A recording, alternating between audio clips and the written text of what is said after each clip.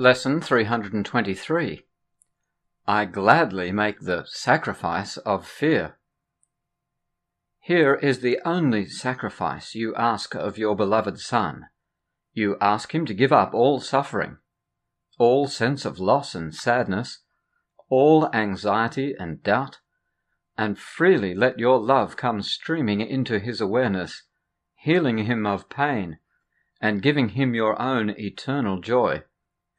Such is the sacrifice you ask of me, and one I gladly make, the only cost of restoration of your memory to me, for the salvation of the world.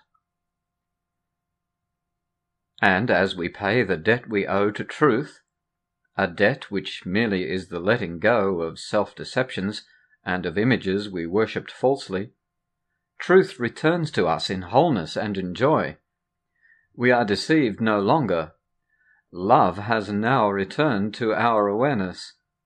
Love has now returned to our awareness, and we are at peace again, for fear has gone, and only love remains.